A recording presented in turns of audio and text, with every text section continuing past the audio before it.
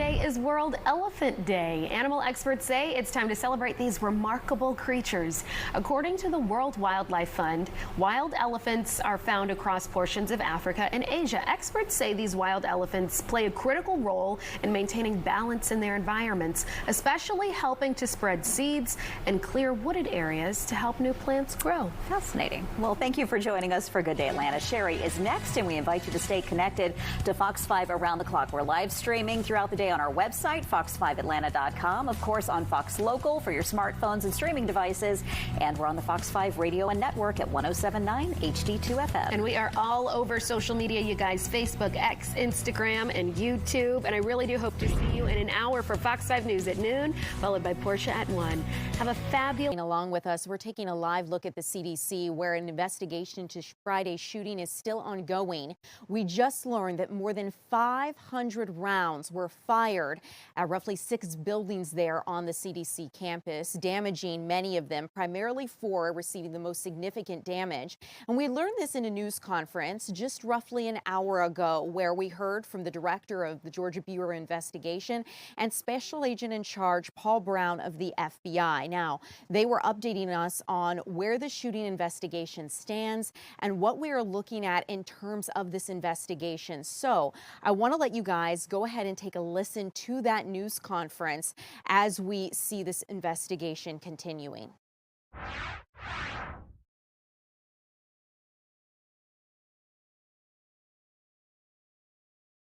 Good morning. Thank you, everybody, for being here this morning. As Sarah mentioned, I'm Chris Hosey. I'm the director here at Georgia Bureau of Investigation. And I'm joined up here this morning by Special Agent in Charge Paul Brown of the FBI Atlanta Field Office, Interim Police Chief Gregory Pedrick from DeKalb Police Department, DeKalb County Police Department, Assistant Chief Carvin Tice from Atlanta Police Department, Chief Bert Butnick from Emory University Police Department, members of the Georgia Bureau of Investigation also present here with us this morning. Myself and SAC Brown will be the 2 speakers this morning. We will open up for questions towards the end, and we will address those questions ourselves. The others up here this morning will not. They are here for solidarity, obviously in the loss of one of our own this morning.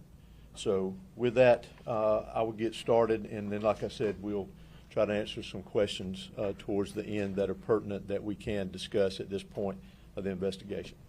As Sarah mentioned, we're here this morning to provide further information and updates regarding the investigation into the incidents that occurred last Friday afternoon, August 8th, near the CDC and Emory University. Firstly, and most importantly, our hearts and prayers go to the family, friends, and colleagues of DeKalb County Police Officer David Rose, who was killed in the line of duty during this incident. He served with honor, courage, and unwavering dedication.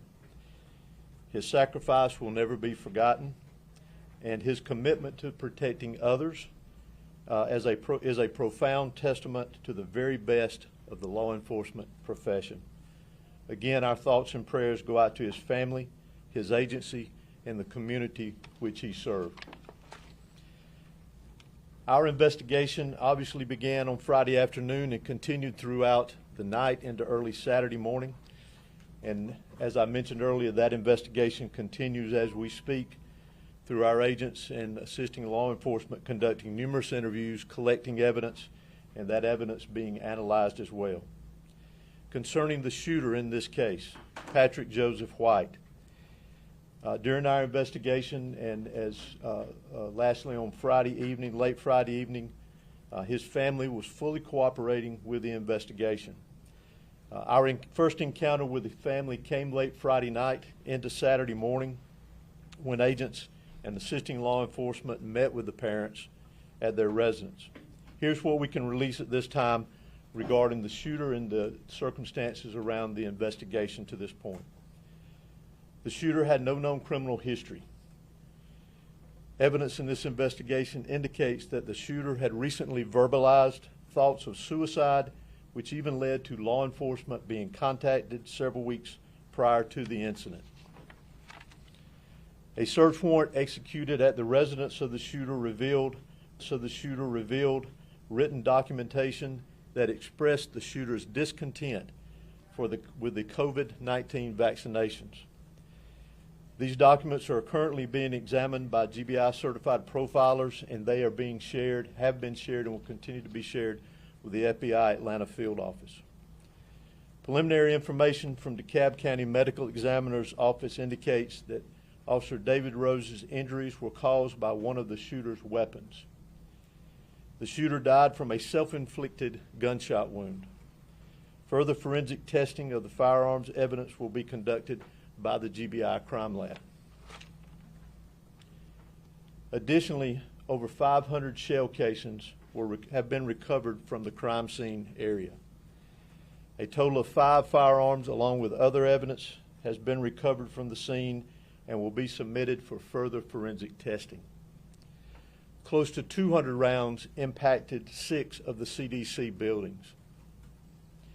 Electronic items seized in the case are undergoing digital forensic examination, and agents have and are continuing to conduct numerous interviews, review video evidence as well that was recovered.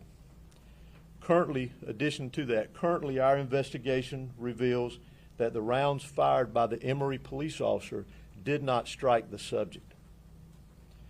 The complexity of this investigation requires a great deal of collaboration, which started Friday night and continues to this day, along with information sharing between local, state, and federal law enforcement agencies, many of which are represented here today.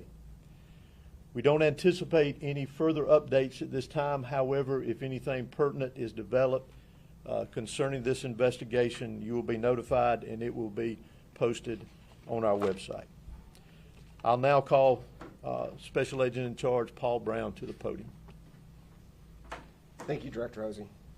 I'm Paul Brown, the Special Agent in Charge of the FBI Atlanta's Division. Thank you for being here with us today. First, I want to recognize Officer Rose, who responded, one of the first on the scene, and died a hero protecting his community. Our thoughts and prayers go out to Officer Rose's family, friends, and colleagues. So the FBI responded along with our partners Friday night. And as Director Hosey said, with nearly 500 rounds fired and nearly 200 rounds striking facilities on the CDC campus, that's been a focus of ours to process that scene. So late into Friday night, members of the FBI SWAT, along with special agents, went through room by room, clearing the facilities on the CDC campus to make sure no one was struck, there was no victims on that campus with that many rounds being fired onto the campus. I'm glad to say that everyone was safely evacuated, to include all the children in the daycare, and they were reunified with their families. We then worked with the Atlanta Police Department evidence technicians, the FBI's evidence response team, to document the shots into the facility and continue to assist the investigation. I've made every resource available within the FBI to Director Hosey, the GBI, and our partners to assist this investigation. We'll continue to do so.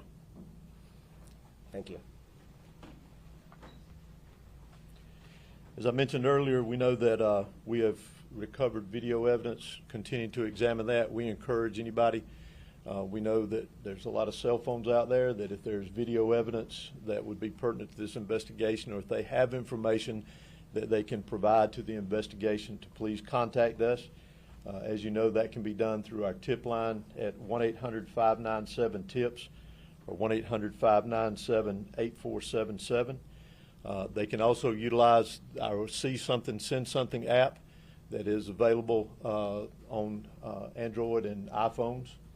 You can attach videos to those entries, and it can be anonymous if they so choose. There's a choice there for that. And also on our it can be submitted online through our website, that we can provide that information if you need it. So at this time, we will open up briefly for some questions. Hey there, Skylar Henry with CBS News. One of the things that we've heard from healthcare workers over the last several days is that they've been concerned about threats based off of misinformation and disinformation tied to vaccines. Is there an assessment, either from you or from Special Agent in charge, about the threat level as it relates to healthcare workers? Has there been an uptick in the days since or prior to? Threats of that nature is always something we take very seriously and we look at. We've not seen an uptick, although any rhetoric that suggests or leads to violence is something we take very seriously. So that's something we're very sensitive to. We're going to respond to quickly should we see it in the future, but although we're tracking it, we're sensitive to it, we have not seen that uptick. Director, you talked a little bit about the investigation so far. I noticed one, we haven't seen a good picture of the suspect itself. Will you guys be releasing one? And then, because of so many rounds, can you discuss what kind of weapons were used? I know there were probably 2 rifles and a shotgun and some handguns, but that's a lot of rounds. Can you talk about how he was able to put those down on that building, if you don't mind? So, first question with the picture. We'll be sending that picture out later this afternoon.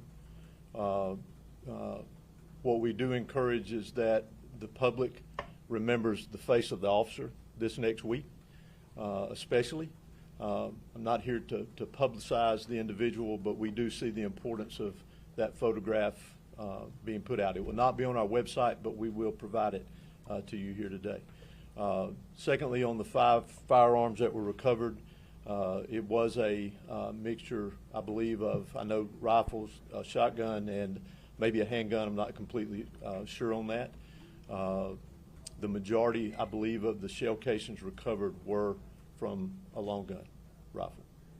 Were those weapons registered to him or somebody else? Do you know when they were purchased, how, where? Don't know when they were purchased.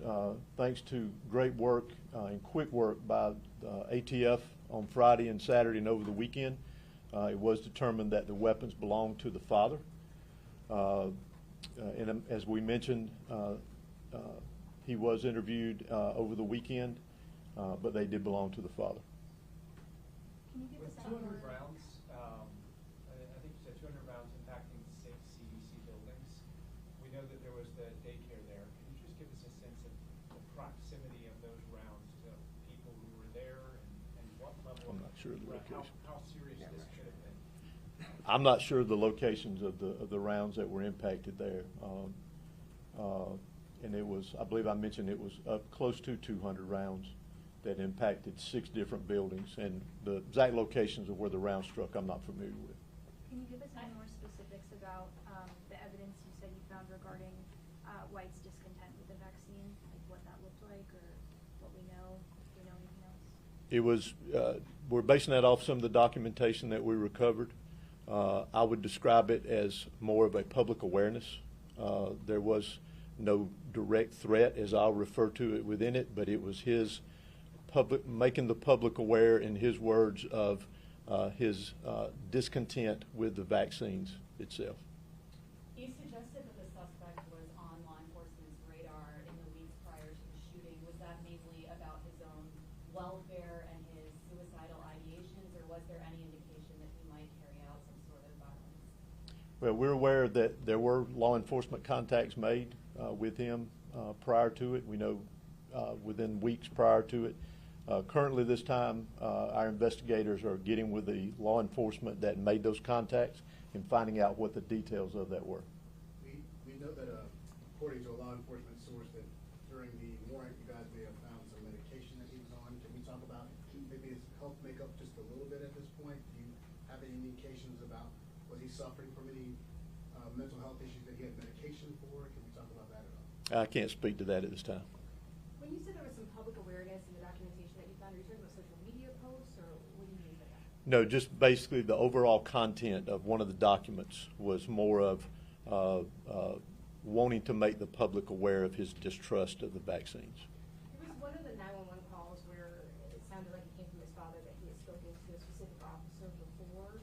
Was that with the CDC or Emory? And I mean, did they have this man's name on their radar before this? Not to my knowledge. I've not heard the 911 call, but I'm sure we will at some point and dig into that and see where it is where it is pertinent to the investigation, but I apologize. Is there protocol in place when someone has suicidal ideations to restrict them from being able to access weapons, or how was he able to access them? So all indications in our investigation was that they were secured and that he forced his way into the safe that contained the weapons. A lot of CDC employees are worried about returning back to the building. They're working from home mostly this week, but are there any plans to work with them to up security in the area, or has there been a conversation about what that looks like moving forward? Well, Paul may have more to add to that, but I know at our level we are in communication with CDC security, providing them any information that they need concerning now and in the present for security purposes, and we'll continue to do that with them. Anything to add to that, Paul? That's right. And we'll work with them on doing a threat assessment to their facility. And certainly, if we become aware of any threats to their personnel or their campus, we'd make them aware of that and take steps to protect them. I know a couple CDC employees asked maybe would there be any physical changes to the outside of the building. I don't know if you would even have that in your purview, but could you talk about whether or not there would be any physical changes to maybe either the guard shack or the building that faces the street like this one does? I wouldn't be in a position to answer that for the CDC. They're going through an assessment process now, so that's really a decision based on the results of that assessment. If they come to the conclusion that's necessary, then they take those steps. Can we talk about his arrival to the guard shack and what, if anything, was said and how they turned him away? I'm not familiar with the exact path taken that day. The majority of the crime scene that we examined was specifically in the intersection around the CVS pharmacy. What about Officer Rose's arrival on scene? Did he have the chance to even get out of the car, or was he ambushed as soon as he arrived? I'm not going to go into the details of that at this time. It's enough to know that Officer Rose was doing his job and encountered gunfire, and unfortunately he passed as a result of that. I apologize.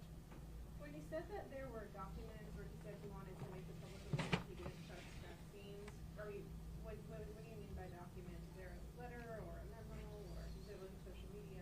It was a writing. Okay. Yeah. If the weapons were secure in a safe, did he have a key to the safe? Did he No. get a key? Did he break in? How did he get it? He broke into it. Can you clarify where he was shooting from, the suspected gunman, in terms of the CDS? How high up? Again, the majority of the crime scene that we examined was in that intersection close to the corner by CVS. One more question. Was he firing anywhere else besides the CDC building that, from your knowledge, was he firing at anywhere else in the area inside the CVS? Besides, I'm sorry. Was he firing anywhere else besides exactly at those CDC buildings? Were there shots inside the CVS? Could you explain that? All I can tell you there is the majority of the rounds in that direction we know struck the buildings. And past that, I'm not sure. Thank you for being here today. This concludes our news conference. Well, we just heard from the GBI and the FBI about the shooting investigation, and Kim Leffler is standing by. She was listening to that. And Kim, one of the big takeaways I had was a question a lot of people are asking. They want to see a photo of the shooting suspect. The GBI said they will be releasing that today, but it will not be posted on their website because they do not want to glorify this shooter. Anything from this news conference that really stood out to you as we continue to look ahead?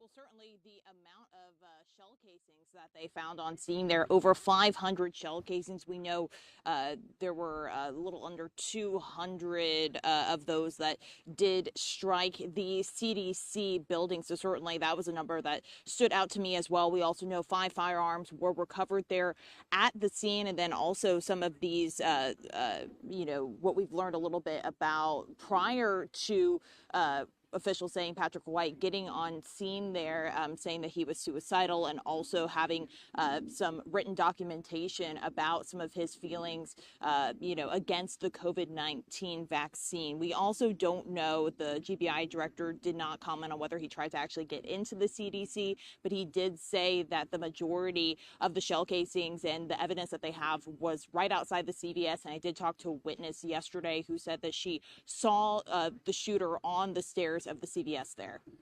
Kim, just incredible. And as we're looking at this, I know that there was reporting or discussion as to whether or not he did try to enter the CDC campus first. So that'll be something that we'll continue to look at going forward. But his family, the GBI was talking about how his family's been fully cooperating with them. And it was almost his father had worked with law enforcement in the past about him, saying that his son was having these mental health issues and upset with the vaccine. Do you have any lingering questions about that situation? What did you take away? Well, a big question that I had going into this press conference was exactly how did the shooter get his hands onto the weapons? We did learn that the weapons used in this case were registered to Patrick White's father, and the GBI director said that White did break into the case, that those weapons were secure in a case, and White broke in and took those weapons before heading down to the CDC. Yes, 5 firearms they were able to recover. They saw more than 500 plus shells, like you were just saying. 200 rounds hit close to 6 buildings there on the CDC campus, 4 of them sustaining a lot of damage, busted windows. Kim, thank you so much for updating us on this, and we'll continue to stay tuned to you for the latest updates. We appreciate it. Okay, guys, I'm going to bring you back here in studio where we're going to continue to monitor this story. I do want to let you know that yesterday, we know that Secretary Robert Kennedy Jr. Actually was on the campus. So we're going to get to that coming up next. I want to let you know a little bit more about his visit and what he had to say when he met with employees of the CDC there. If you are streaming along with us here on YouTube, welcome in. It's so good to have you. If you have any questions about this story, drop them in the chat. We'll be discussing them. And if you're listening to us on the radio, 107.9 HD2 FM, thanks so much for being a listener. Coming up next, we're going to get to the latest from the CDC shooting. We'll be right back.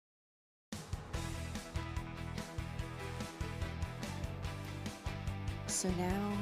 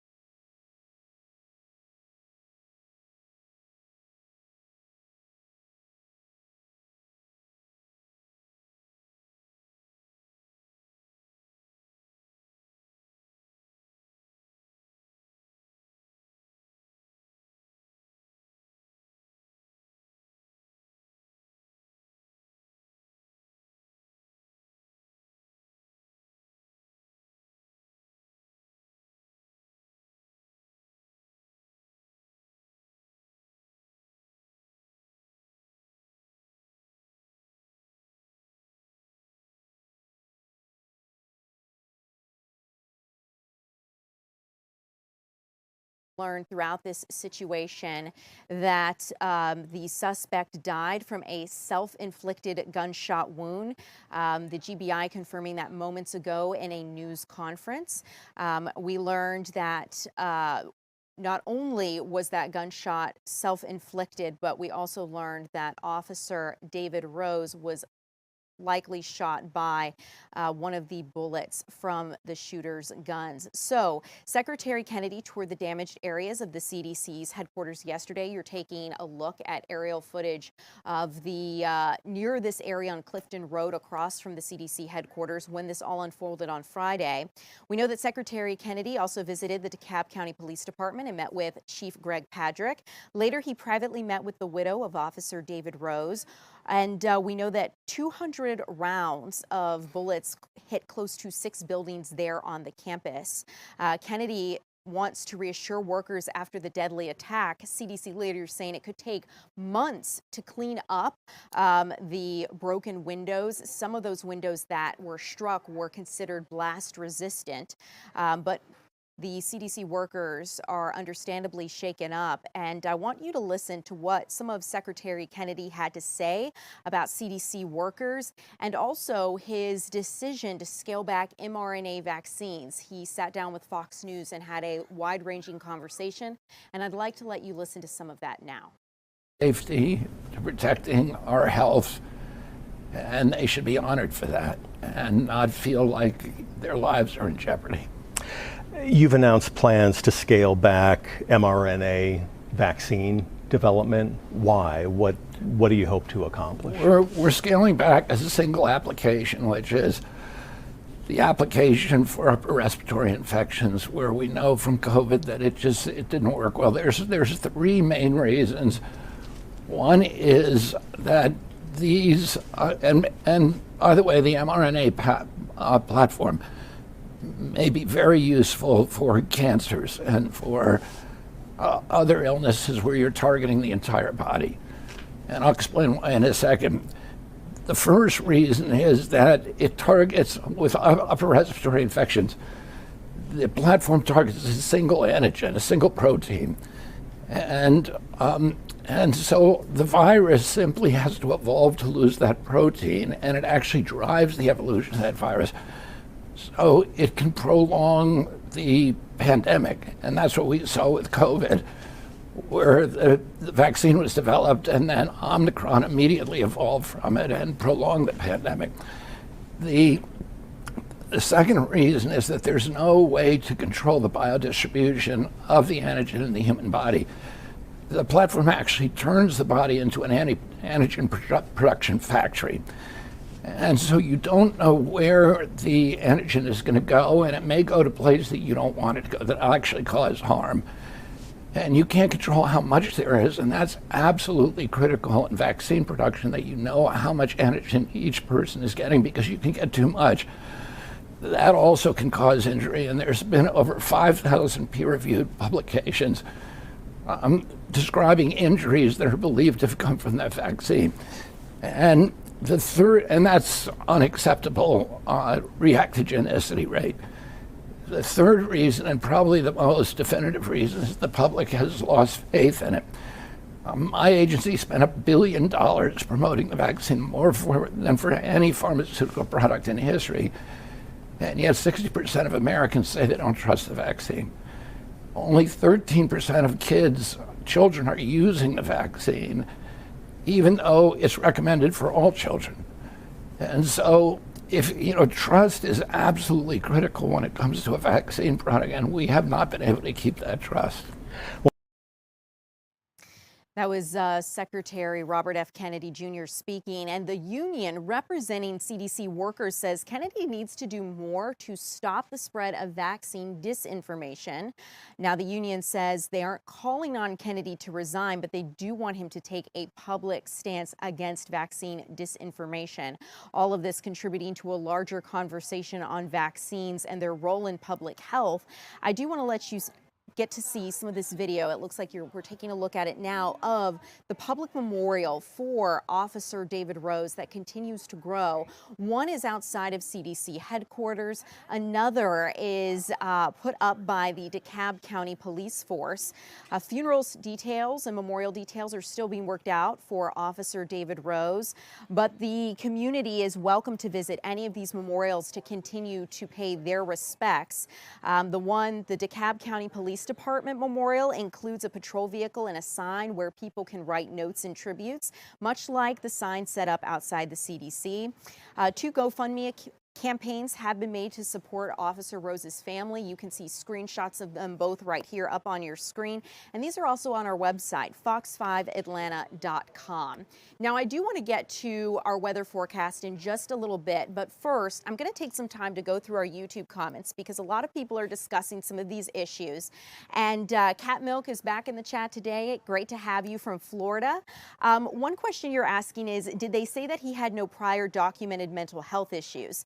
So one of the things that they said during the news conference is that he had no known criminal history, but they did not discuss or say that he had not had mental health problems documented. His father, the suspect's father, did say that his son was dealing with suicidal ideations and issues there. So I think it's safe to assume that his family was aware that he had mental health issues ongoing, but he had no known criminal history.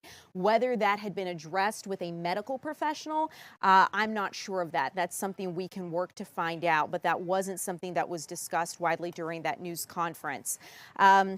One thing I think that I'm also seeing in this chat is people are talking about how was he able to fire off 200 plus rounds before law enforcement even got to the CDC campus. The reality is this suspect had 5 guns that he was firing off simultaneously based on what law enforcement said.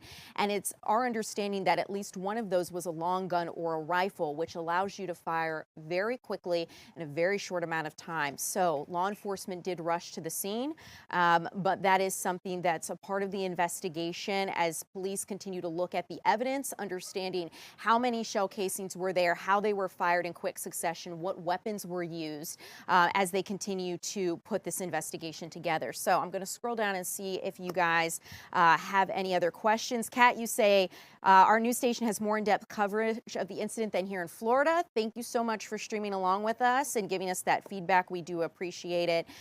We want to make sure that we keep you guys informed, and it's really important that we explore this issue as deeply as we can. And making sure that we keep you guys informed. So with that in mind, I want to see if meteorologist Jonathan Stacy is standing by, if we can maybe get him in to discuss weather. If he's not ready yet, or if we don't have him, we'll be able to come back. But it looks like Jonathan's ready. I see him. Jonathan, wonderful. It looks like the radar behind you is not flush to any stretch, but we are seeing showers roll over I-59 in Alabama, approaching I-75 as you look up into the northwestern part of the state.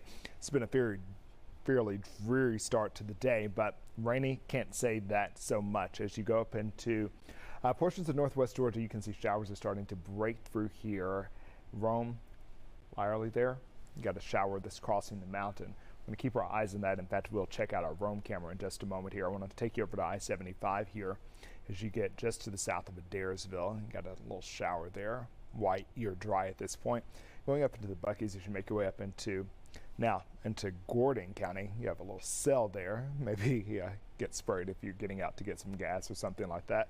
But at least you can enjoy the inside of Buc-ee's. For those of you in Adairsville right now, once again, you're dry, but there's a shower that is creeping up from the south and from the east. So let's go down a little bit further to the south here. And the radar's been a little buggy this morning. I guess it's dealing with some case of the Tuesdays as well. We have a few showers that have developed across the area. I think if we just went back to you, Ariel. You can still hear me? Okay, we'll keep it going here. So a couple showers have developed across portions of South Haralson County that are moving over I-20 into Carroll County. We're back here. Okay, out of Carroll County, here's I-20 right there.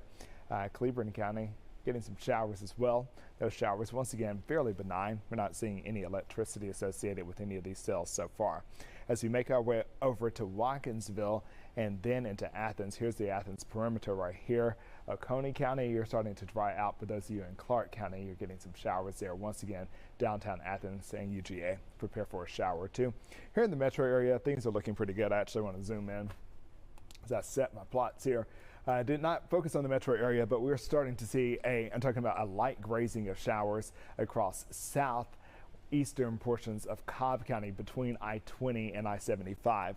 Dobbins Air Reserve Base, Smyrna, going all the way down to Mableton. They are getting a shower rolling over 6 Flags at this point.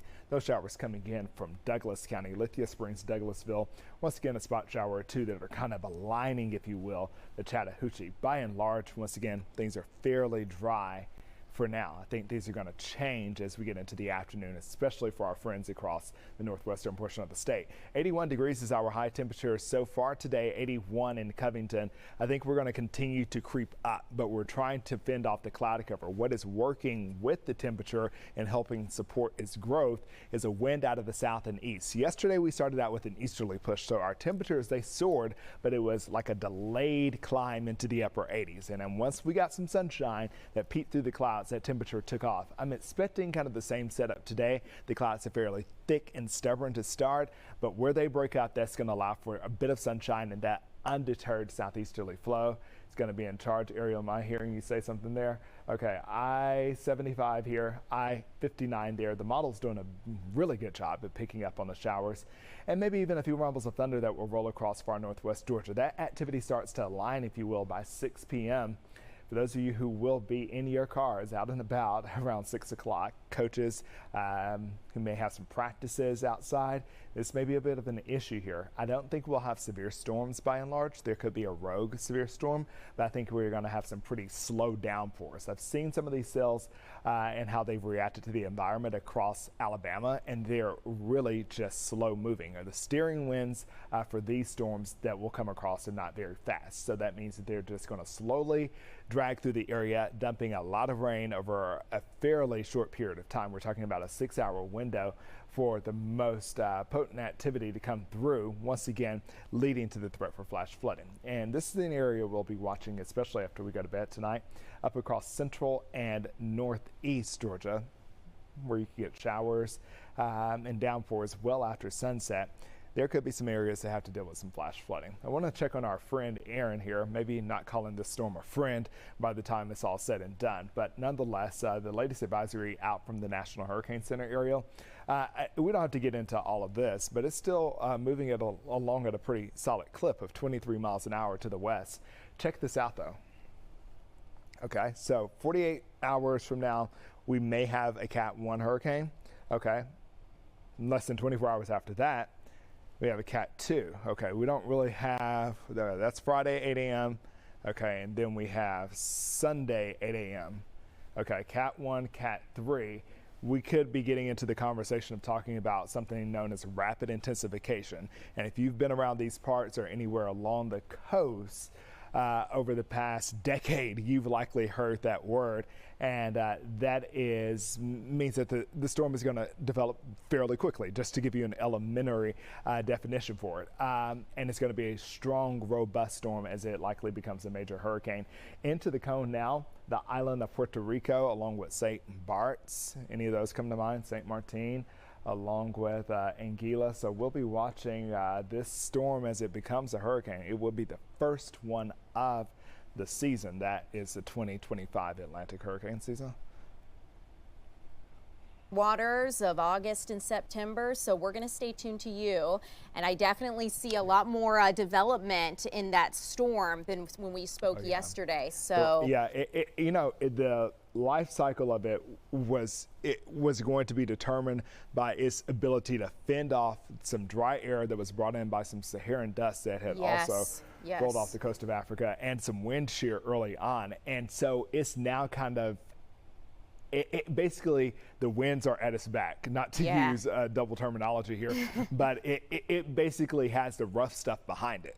Wonderful. And so it's now in the open field, if you will, or the open Atlantic, where the waters are warmer. You get over into areas that are just to the north of the Lesser Antilles. Says, Ariel, have you been on a cruise ship around here? I have not, You but have not? Come on, we gotta I get you out there. know. Well, you can't go for the next 3 months, and I don't want anybody from the cruise But maybe industry, not right getting now out. Yeah, with you can't. this storm. No, we don't plan cruises during hurricane season, at least during the months of August, September, and October. But nonetheless, this is an area where the water depths start to diminish greatly. Okay, you get in kind of more a shelf shallow area, and that's, once again, that's to be expected, especially as you come closer to land masses. But the shallower the water is, if you will, the warmer it gets. And so you'll have water temperatures that are running up near 86 degrees. So once again, as I said yesterday, a half a centigrade makes a difference. It does. When it comes to creating the perfect conditions for the not so perfect storm. Jonathan, thank you so much for giving us this look. I know this won't be the last we see you or learn more about Tropical Storm likely soon, a Category 1 storm. Aaron. So, Jonathan, thank you so much. And guys, thanks so much for streaming along with us. I do want to give you a live look out where we know that some Atlanta nurses are rallying against cuts to the Veterans Affairs, and we are going to be checking in on this in just a little bit coming up next. So we'll see you back here in a little bit. Officially the coolest spectacle.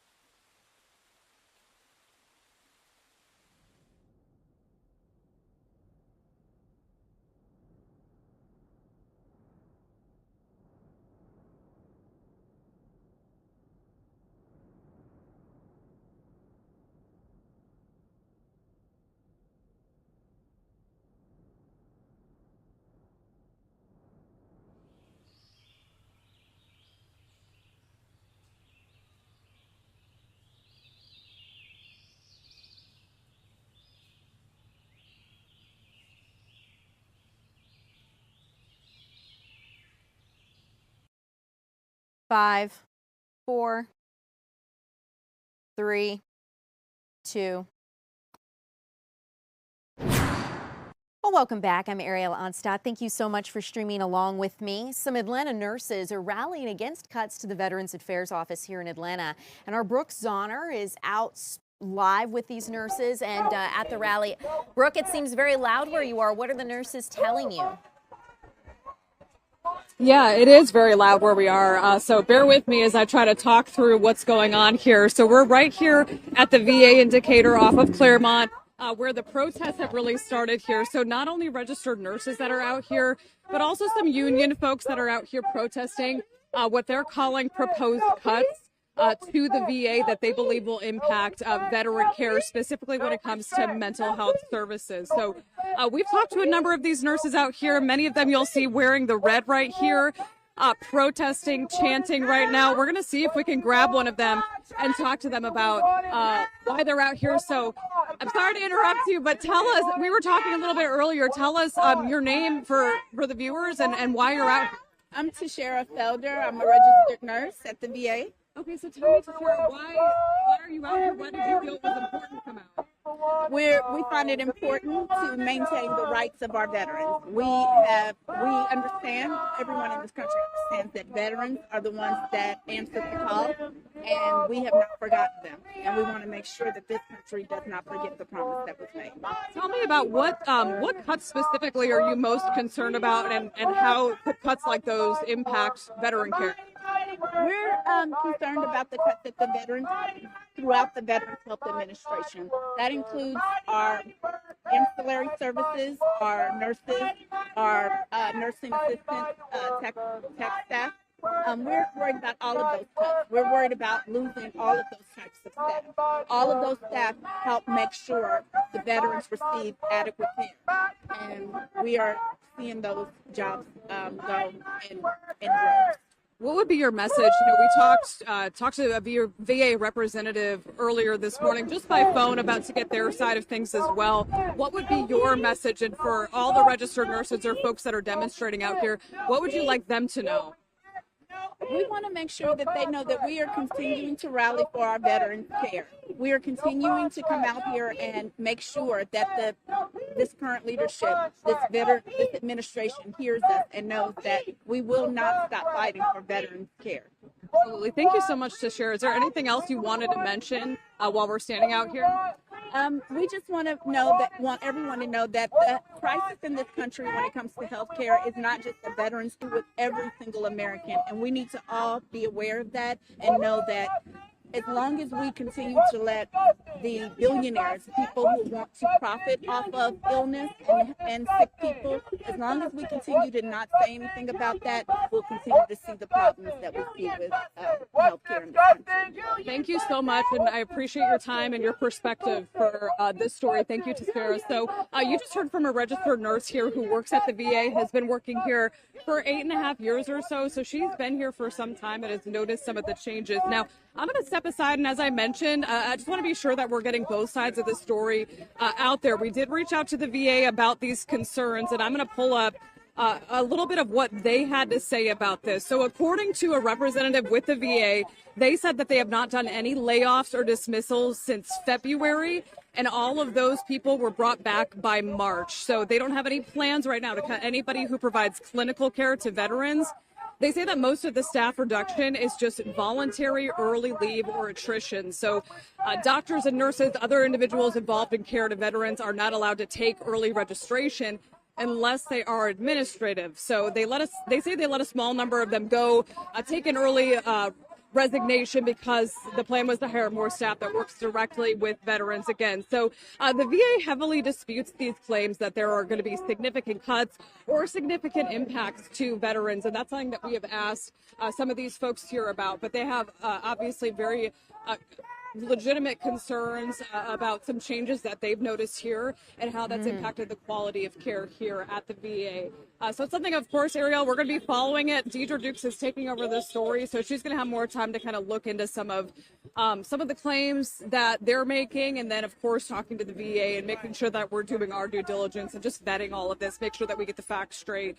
So it's a complicated story. As you know, this is a national story that has been ongoing really since the beginning of the year. So something that has a lot of backstory to it, a lot of details to break down for sure. Brooke, thank you so much. And it's good to hear from the nurses there on the ground. Also great to understand the VA's perspective.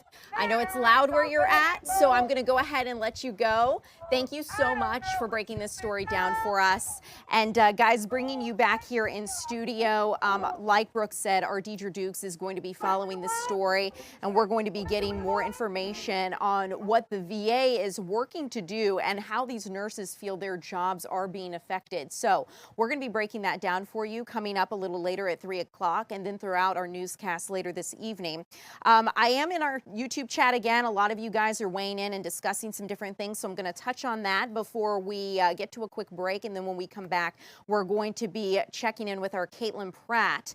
So we have an exciting story there, but first, going through our YouTube chat, Cat Milk in Southeast Florida, you say you're shifting your focus to Tropical Storm Erin, soon to be Hurricane Erin, based on what the meteorologists are saying. So I hope you stay safe. I understand why that may take some of your focus. Another viewer, Trump said in our chat, says he's been watching. I assume he, if you're not a he, let me know. But you say you've been watching Fox 5 since 1998, before this lady was even born. I assume you're talking about me, and I have to say, I'm flattered, but I was born before 1998. So thank you so much for tuning in and chatting with us. It's great to have you. We appreciate you guys in our chat letting us know some of the stories that you want to know about and weighing in on what your concerns are. So we are going to get back to you guys in the chat in just a little bit if you have any questions, comments, or concerns. Coming up, we're going to be breaking down some DeKalb parents that are really frustrated, and we'll be breaking that down with Caitlin Pratt coming up next.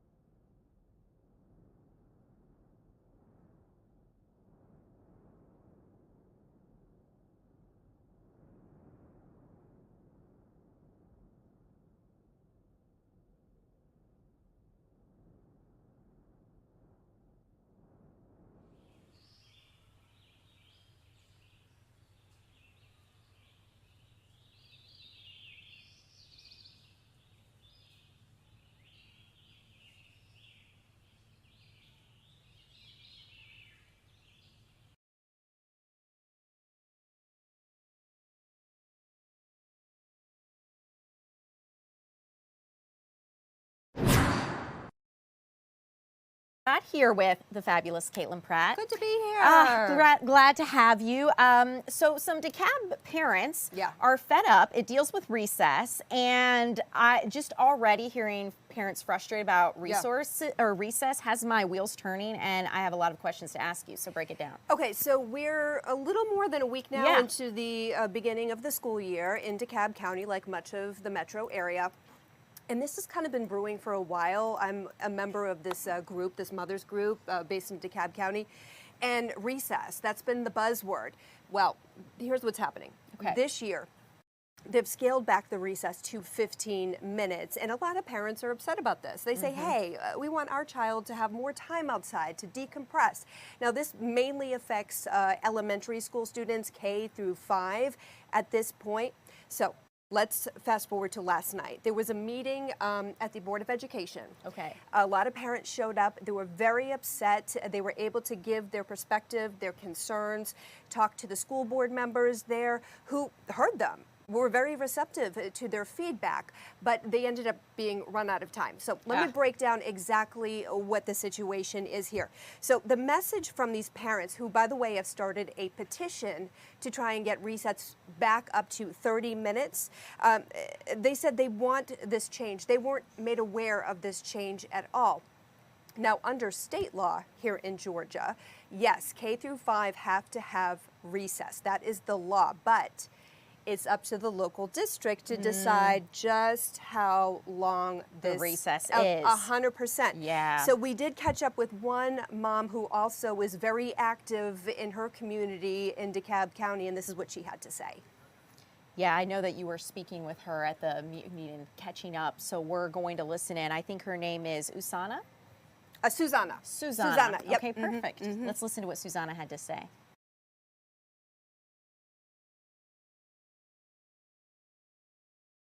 Our children need that outside time. They need that time to expend energy, to reload, the serotonin, the dopamine in their brains, and then they're able to concentrate and learn. So what are district leaders saying, you're probably wondering, right? Well, they tell parents in an email that since 2009 in DeKalb County, its policy is 15 minutes. That's at least. Now, this year, a few elementary schools that had longer recesses, maybe your school, if you have a student in DeKalb County, maybe they had longer recesses, they shortened them. This is why. They wanted to expand their academic blocks, in particular literacy, so English and language arts block. And that's why recess is being affected. So I see both sides of the issue, but of course, as a parent, you know the importance of recess. Getting that energy out, and 15 minutes honestly doesn't seem like a whole lot of time. By the time you line up, you use the restroom, things of that nature. And our Elise Edie actually posted on our Fox 5 Instagram page about this subject. And if I can, do I have time to read a couple? You have about 30 seconds, so go for it. Some people weighing in on her video saying, so sad. These babies need more sunshine, movement to grow, signing the petition now. We have a link to that, by the way, on our website, fox5atlanta.com. And finally, kids need to be kids. Let them play.